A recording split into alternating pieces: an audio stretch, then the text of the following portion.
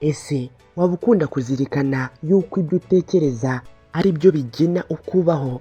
None se waba wibaza impamvu bamwe bagera ku bintu byiza abandi bikabananira? Byose tugiye kubisanga muri iki gitabo. Igitabo cyitwa The Power of Positive Thinking cyangwa se imbaraga zo gutekereza neza. Ni igitabo cyanditswe na Norman Vincent Peale. Iki ni igitabo cyasohotse mu mwaka w'1952, cyahise kiba igitabo gikundwa cyane ku isi, international best seller.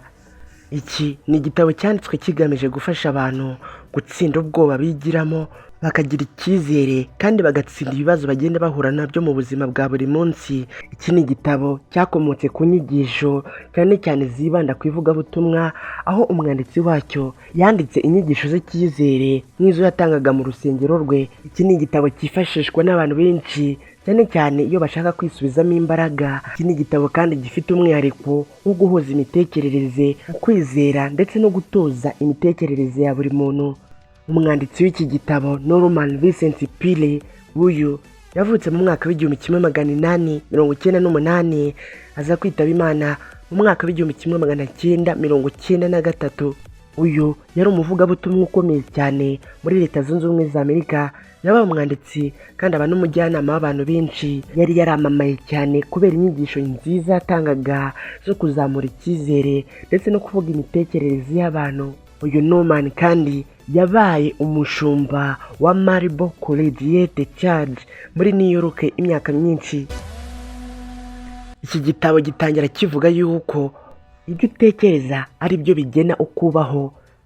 Nk'ubwo umwanditsi avuga yuko igihe cyose batangiye gutekereza yuko ushobora ikintu, byanga bikunda n'ubundi uragishobora. Kandi nanone iyo utangiye gutekereza yuko ugiye gutsindwa cyangwa se watsinzwe, n'ubundi nuko bigenda, uratsindwa. Iyo utekereje yuko uri umuntu mubi, niko bigenda, uba umuntu mubi.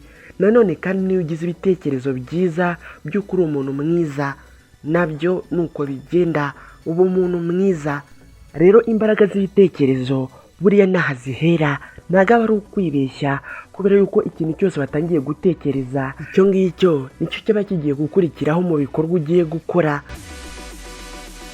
Rero uba ugomba kwizereramo ukizera, believe in yourself. Iyo umuntu ahora agerageza agatsindwa cyane, atangira gutekereza yuko inzira zose zifunze z'intsinzi mu bibaho byose ntacyo yakora ngo kimuhire, akumva nta gaciro agifite, kuko bikarangira yarabaye umuntu watsinzwe, nta kintu na kimwe ashobora kugeraho. Ariko iyo ahinduye ibitekerezo agatangira kujya yiyubakamo imbaraga, akibwira amagambo meza yuko yabishobora, ntashyire imbaraga cyane ku byamunaniye, ahubwo agashyira imbaraga ku byo yashoboye, agahora yiyibutsa ibintu byiza yakoze cyangwa se ibyo yakoreye abandi.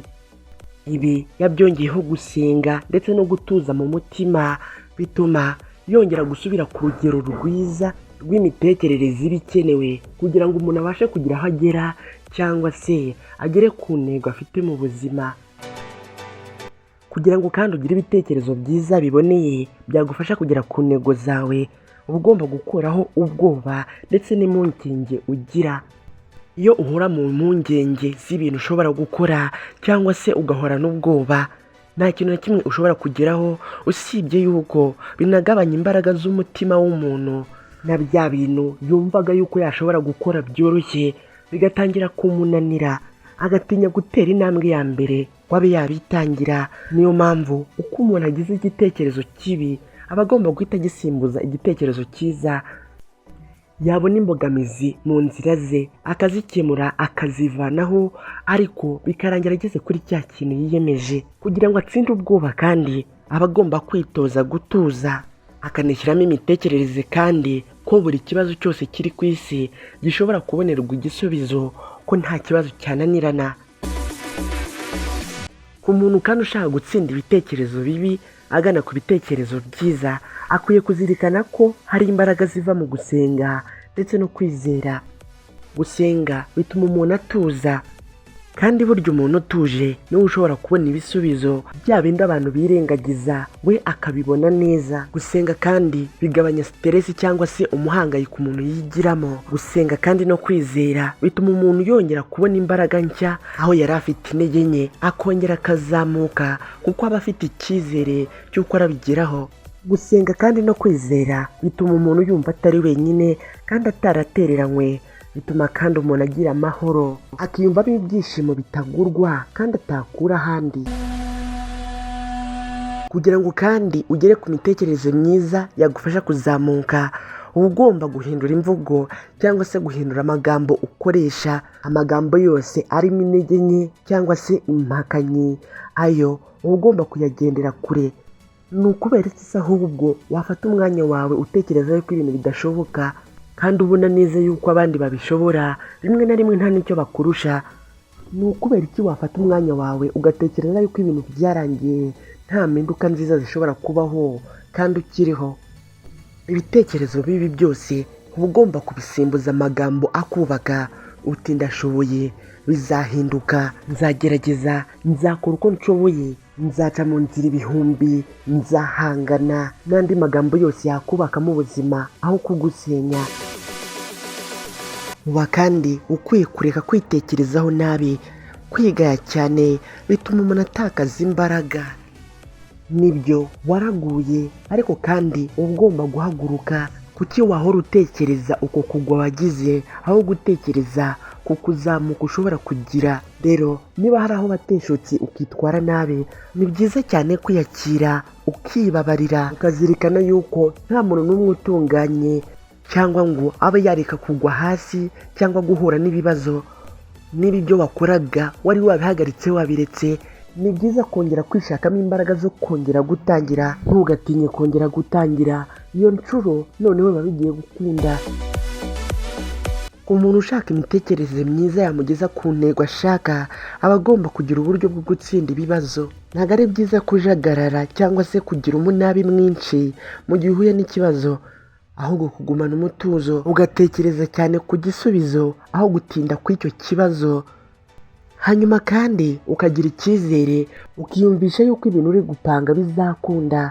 Byanga bikunda n'ubundi bya bitekerezo by'intsinzi biragukurikira. Niba kandi ushaka kugira imitekerereze myiza yagufasha kugera ku ntego zawe, uba ugomba gushyiraho ishusho ukwiye kwibonamo. Niba ushaka kuzaba umwarimu mwiza, uba ukwiye kwishushanya warabaye uwo mwarimu. Niba kandi ushaka kuzaba umukire, uba ugomba kubaka ishusho iri mu bwonko bwawe uyibonamo uri uwo mukire. Uba ukwiye guhora ubona ishusho mu bwonko bwawe watsinze. Uba ukwiye kandi guhora ubona ishusho wageze ku ntego zawe uri kwishimira intsinzi. Bino biha ubwonko bwawe icyerekezo, ukabona yuko aricyo kintu ushaka, ukagufasha kubigeraho. Bino kandi bituma ukora cyane kandi ukirinda amakosa, kubera yuko uba ufite icyizere cy'uko bya bintu uzabigeraho. Niba kandi ushaka ibitekerezo byiza byagufasha kugera ku ntego zawe, uba ukwiye kubaka imibanire ndetse n'imikoranire yawe n'abandi, kubera yuko ibintu byose ntabwo wabyishoboza. Byanga bikunda hari aho uzakenera abandi bantu. Niyo mpamvu uba ukwiye kurangwa n'urukundo, ukagira umutima ubabarira kandi ukagira umutima wo gufasha abandi. Ibi bizakurinda ibitekerezo bibi bituma abantu badatera imbere cyangwa bagera ku ntego zabo, harimo inzika, kugira umunabi cyangwa se siteresi, kugira umunaniro wo mu mutwe cyangwa se akavuyo. Niba kandi ushaka kugira ibitekerezo byiza byagufasha kugera ku ntego zawe, umva yuko atari ikintu uzakora umunsi umwe ngo gihite gikunda. Ni ibintu wubaka gake gake, ni disipurine witoza wowe ubwawe, ukabigira umwitozo wawe wa buri munsi. Byibuze wera uyu munsi wumvise kino kiganiro twakoze kuri iki gitabo, itangire witoze gutuza, utangire witoze kuvuga neza, usibe cyane kandi ugendere kure amagambo y'urucantege. Utangire gusenga, utangire gutegura gahunda zawe, utangire kujya wibwira amagambo y'imbaraga cyangwa se kumva amagambo agutera imbaraga. Byanga bikunda nyuma y'igihe runaka ushobora kuba uri umwe mu bantu bashobora gutanga ubuhamya bavuga ukuntu baretse intekerezo mbi none bakaba barageze ku iterambere. Ibyo ushobora no kuzabidusangiza muri comment. n'aha dusubikiye ikiganiro twabateguriye uyu munsi. Reka nkwibutse gukunda ibyo dukora ndetse no gukanda subscribe. Ibyo bizatuma turushaho kubana neza no mu bindi biganiro bizakurikiraho. Nitwa Aimable Niyongira, munyemerere duhure ubutaha.